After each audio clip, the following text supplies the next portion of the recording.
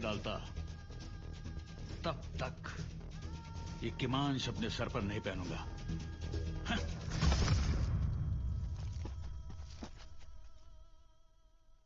दिल्लीचा हा बादशाह तसा शांत आणि संयमी माणूस, पहिल्यांदाच अशी चिडचिड होतीये. चिडचिड कसली? या वयात हे असलं वागणं निव्वळ पोरकटपणा आहे. त्याचा हा पोरकटपणा हजारो जीव घेऊ शकतो कविराज. यावेळी त्याची लाडकी दिल्ली सोडून काश्मीर नाही, तर आपण त्याचं जाळलेलं बऱ्हाणपूर बघायला येतोय. तो म्हातारं कपटी आहे. हे बुराणपूर फक्त निमित्त आहे, त्याला स्वराज्यात घुसायचंयच काही करून. महाराज असताना जमलं नाही, मग आता घेताय शपथा. त्याने काय शपथ घेऊन मुकुट फेकलाय ते महत्वाचं नाहीये.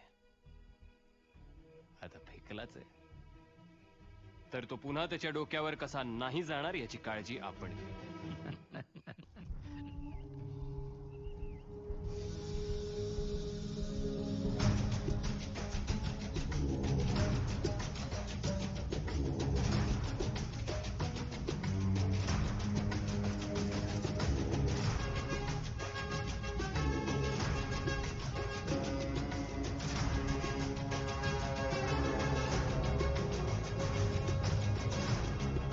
आखिर दिल्ली छोड़कर मुझे आना ही पड़ा, सिवा की जमीन पर. दिल्लीहून इथे येणं ही त्याची मर्जी, पण इथून कुठं? का इथंच ही आपली? इथंच, ते भी कायमचाच. बस बहुत हो गई ये छोटी छोटी लड़ाइयां. अब जंग का ऐलान कर दो. ऐसी जंग जो इन मराठों ने जिंदगी में कभी देखी नहीं होगी. हसन अली, शहाबुद्दीन, शाहिजादा मुअज्जम, गरळ ओकणारे हे 3 भुजंग औरंगजेब स्वराज्यावर सोडणार. शहाबुद्दीन खान 40,000 की फौज लेके रामशेष किले पर हमला बोल दो. तो हसन अली तुमच्या रामशेजला येणार. तुम्ही 500, तो 5,000. तरी आज घुसायची हिम्मत करणार नाही तो. लेकिन याद रहे, किले के अंदर मत घुसना. तो बाहेर धमधमे उभे करणार आणि त्यावर तोफा चढवणार. किले के बाहर बड़े बड़े दमदमों पर तोपे चढ़ा देना. एकदा का तिथं तोफा चढल्या तर तुमचा रामशेज गेला म्हणून समजा जे सरदार. हसन अली, तुम कल्याण भिवंडी पे हमला बोल दो. एक बार ये कल्याण भिवंडी हाथ में आ गया ना, तो समझ लो कि इन मरहट्टों का आरमार डूब गया. यसाजी, शाहिजादा मुअज्जम मानगाव मार्गे कोकणात उतरल रायगडावर जाण्यासाठी. संभाजी महाराज आहेत तिथं. शहजादे मुअज्जम, तुम कोकण को सीधा रायगढ़ पे कब्जा कर लो. हमें जो चाहिए वो वही है. आता 4-5 वर्ष तरी तुम्ही घरदारीच राहत. आपल्या सगळ्यांचा बिऱ्हाड घोड्याच्या पाठीवरतीच. स्वराज्यावर पाठवलेले हे 3 भुजंग त्यांचा फणा चेचूनच परत त्या औरंग्याकडे पाठवायचे. येऊ द्या त्याला. स्वराज्याच्या इतिहासात पहिल्यांदाच दक्षिणेतील हिंदू आणि मुसलमान एकत्र येऊन लढले उत्तरेतील मुसलमानांविरुद्ध. इस बार मरहट्टों के कंधे से कंधा मिलाकर आदिल शाही लड़ी. दक्कन के मुसलमान दक्कन के लिए लड़े, उनके साथ है. जो इस्लाम के खिलाफ, वो मुसलमान काफिर है. संभा को बाद में, आदिल शाह को पहले देखते हैं. जैसे संभाजी के पास हम्बीर, वैसे आदिल शाह के पास सरजा खां. तुम अंदर जाओ. जीनत बेटी ठीक ही फरमा रही है जहापना. आदिल शाह की सबसे बड़ी ताकत है सरजा खान. और हमारी ताकत ये सब बुजदिल. हम्बीर राव को आपके सामने ले आएंगे हुजूर. हमें और एक मौका दीजिए जहां. हम्बीर राव नहीं, अब तो मुझे सरजा खान चाहिए, क्योंकि अपने ही मजहब का दुश्मन ज्यादा खतरनाक जाओ। जी आलमपना।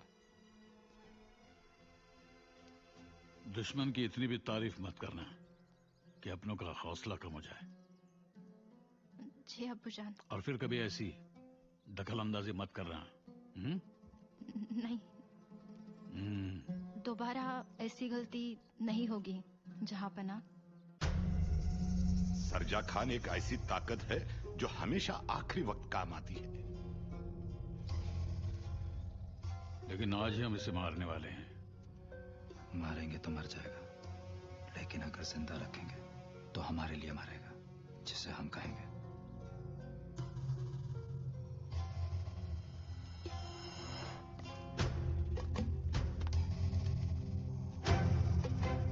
अगर हमने तुम्हें जिंदगी दी तो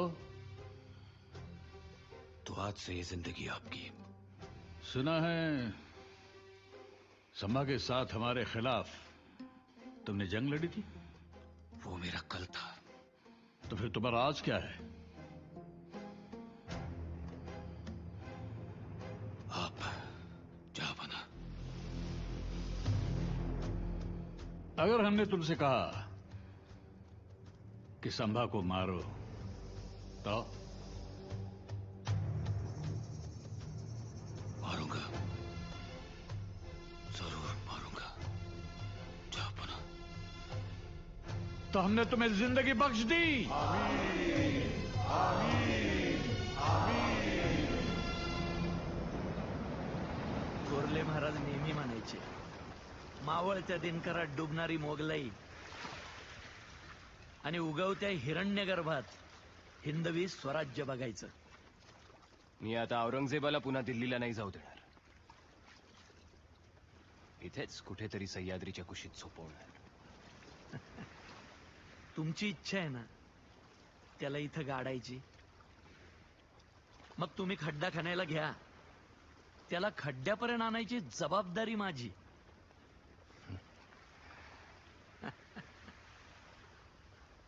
तुमच्यासारखा मामा प्रत्येकाला मिळो. अहो तुमच्यासारखा भाचा मिळायलाही नशीब लागतं शंभूराज. आज हा संभाजी जे काही आहे ते फक्त तुमच्यामुळे हंबीर मामा.